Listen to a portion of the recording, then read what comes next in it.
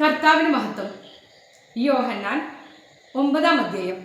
അന്ധനെ സുഖപ്പെടുത്തുന്നു. അവൻ കടന്നു പോകുമ്പോൾ ജന്മന അന്ധനായ ഒരുവനെ കണ്ടു. ശിഷ്യന്മാർ യേശുവിനോട് ചോദിച്ചു, റബ്ബി, ഇവൻ അന്ധനായി ജനിച്ചത് ആരുടെ പാപം നിമിത്തമാണ്? ഇവന്റെയോ ഇവന്റെ മാതാപിതാക്കന്മാരുടെയോ?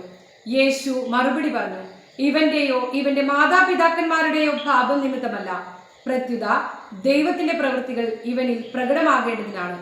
എന്നെ അയച്ചവന്റെ പ്രവൃത്തികൾ പകലായിരിക്കുമ്പോഴും നാം ചെയ്യേണ്ടിയിരിക്കുന്നു. ആർക്കും ജോലി ചെയ്യാൻ കഴിയാത്ത രാത്രി വരുന്നു. ലോകത്തിലായിരിക്കുമ്പോൾ ഞാൻ ലോകത്തിന്റെ പ്രകാശമാണ്. ഇത് പറഞ്ഞിട്ട് അവൻ നിലത്ത് തുപ്പി തുപ്പൽ കൊണ്ട് ചെളിയുണ്ടാക്കി അവന്റെ കണ്ണുകളിൽ പൂശിയിട്ട് അവനോട് പറഞ്ഞു, നീ പോയി സിലോഹ, അയക്കപ്പെട്ടവൻ എന്നർത്ഥം, കുളത്തിൽ കഴുകുക. അവൻ പോയി കഴുകി കാഴ്ചയുള്ളവനായി തിരിച്ചു വന്നു. അയൽക്കാരും അവനെ മുമ്പ് യാചകനായി കണ്ടിട്ടുള്ളവരും പറഞ്ഞു, ഇവൻ തന്നെയല്ലേ അവിടെ ഇരുന്ന് ഭിക്ഷ യാചിച്ചിരുന്നവൻ? ചിലർ പറഞ്ഞു, ഇവൻ തന്നെ. മറ്റു ചിലർ പറഞ്ഞു, അല്ല, ഇവൻ അവനെ പോലെ ഇരിക്കുന്നു എന്നേയുള്ളൂ. എന്നാൽ അവൻ പറഞ്ഞു, ഞാൻ തന്നെ. അപ്പോൾ അവർ അവനോട് ചോദിച്ചു, എങ്ങനെയാണ് നിന്റെ കണ്ണുകൾ തുറക്കപ്പെട്ടത്? അവൻ പറഞ്ഞു, യേശു എന്ന പേരുള്ള മനുഷ്യൻ ചെളിയുണ്ടാക്കി എന്റെ കണ്ണുകളിൽ പുരട്ടി. സിലോഹായിൽ പോയി കഴുകുക എന്ന് പറഞ്ഞു. ഞാൻ പോയി കഴുകി, എനിക്ക് കാഴ്ച ലഭിച്ചു.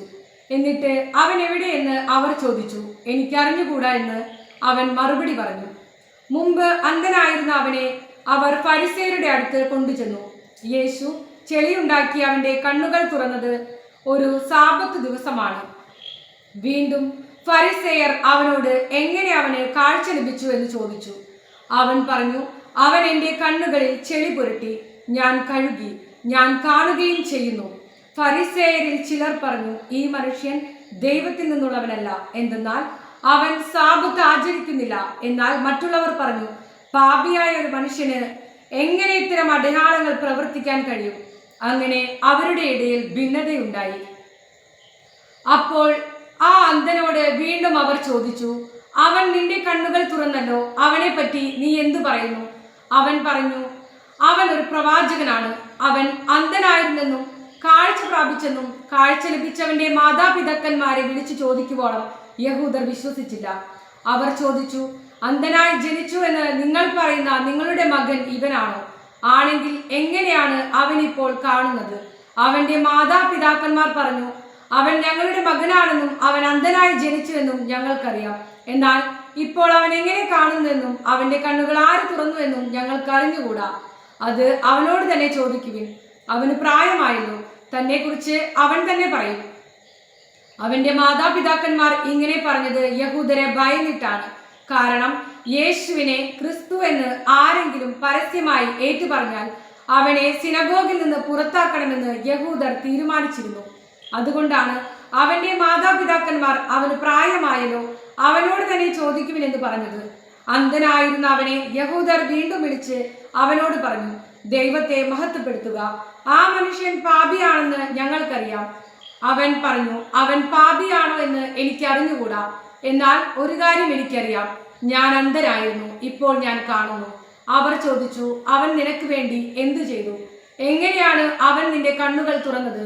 അവൻ മറുപടി പറഞ്ഞു, നിങ്ങളോട് ഞാൻ പറഞ്ഞു കഴിഞ്ഞുവല്ലോ, അപ്പോൾ നിങ്ങൾ കേട്ടില്ല. എന്തുകൊണ്ടാണ് വീണ്ടും കേൾക്കാൻ നിങ്ങൾ ആഗ്രഹിക്കുന്നത്? നിങ്ങളും അവന്റെ ശിഷ്യരാകുവാൻ ഇച്ഛിക്കുന്നുവോ? അവനെ ശകാരിച്ചുകൊണ്ട് അവർ പറഞ്ഞു, നീയാണ് അവന്റെ ശിഷ്യൻ, ഞങ്ങൾ മോശയുടെ ശിഷ്യന്മാരാണ്. ദൈവം മോശയോട് സംസാരിച്ചുവെന്ന് ഞങ്ങൾക്കറിയാം, എന്നാൽ ഈ മനുഷ്യൻ എവിടെ നിന്നാണെന്ന് ഞങ്ങൾക്ക് അറിഞ്ഞുകൂടാ. അവൻ മറുപടി പറഞ്ഞു, ഇത് വിചിത്രമായിരിക്കുന്നു. അവൻ എവിടെ നിന്നാണെന്ന് നിങ്ങൾ അറിയുന്നില്ല, എന്നാൽ അവൻ എൻ്റെ കണ്ണുകൾ തുറന്നു. ദൈവം പാപികളുടെ പ്രാർത്ഥന കേൾക്കുകയില്ലെന്ന് നമുക്കറിയാം. എന്നാൽ ദൈവത്തെ ആരാധിക്കുകയും അവന്റെ ഇഷ്ടം പ്രവർത്തിക്കുകയും ചെയ്യുന്നവന്റെ പ്രാർത്ഥന ദൈവം ശ്രമിക്കുന്നു. അന്ധനായി പിറന്ന ഒരു മനുഷ്യന്റെ കണ്ണ് ആരും തുറന്നതായി ലോകാരംഭം മുതൽ ഇന്നോളം കേട്ടിട്ടില്ല. ഈ മനുഷ്യൻ ദൈവത്തിൽ നിന്നുള്ളവനല്ലെങ്കിൽ ഒന്നും ചെയ്യാൻ അവന് കഴിയുമായിരുന്നില്ല. അപ്പോൾ അവർ പറഞ്ഞു, തികച്ചും പാപത്തിൽ പിറന്ന നീ ഞങ്ങളെ പഠിപ്പിക്കുന്നുവോ? അവർ അവനെ പുറത്താക്കി. ആത്മീയ അന്ധത. അവർ അവനെ പുറത്താക്കിയെന്ന് യേശു കേട്ടു. അവനെ കണ്ടപ്പോൾ യേശു ചോദിച്ചു, മനുഷ്യപുത്രനിൽ നീ വിശ്വസിക്കുന്നുവോ? അവൻ ചോദിച്ചു, കർത്താവേ, ഞാൻ അവനിൽ വിശ്വസിക്കേണ്ടതിന് അവൻ ആരാണ്? യേശു പറഞ്ഞു, നീ അവനെ കണ്ടു കഴിഞ്ഞു. നിന്നോട് സംസാരിക്കുന്നവൻ തന്നെയാണ് അവൻ. കർത്താവെ, ഞാൻ വിശ്വസിക്കുന്നു എന്ന് പറഞ്ഞുകൊണ്ട് അവൻ യേശുവിനെ പ്രണമിച്ചു. യേശു പറഞ്ഞു, കാഴ്ചയില്ലാത്തവർ കാണുകയും കാഴ്ചയുള്ളവർ അന്ധരായി തീരുകയും ചെയ്യേണ്ടതിന് ന്യായവിധിക്കായിട്ടാണ് ഞാൻ ഈ ലോകത്തിലേക്ക് വന്നത്. അവന്റെ അടുത്തുണ്ടായിരുന്ന ഏതാനും ഫരിസേയർ ഇതുകേട്ട് അവനോട് ചോദിച്ചു, അപ്പോൾ ഞങ്ങളും അന്ധരാണോ? യേശു അവരോട് പറഞ്ഞു, അന്ധരായിരുന്നെങ്കിൽ നിങ്ങൾക്ക് പാപം ഉണ്ടാകുമായിരുന്നില്ല.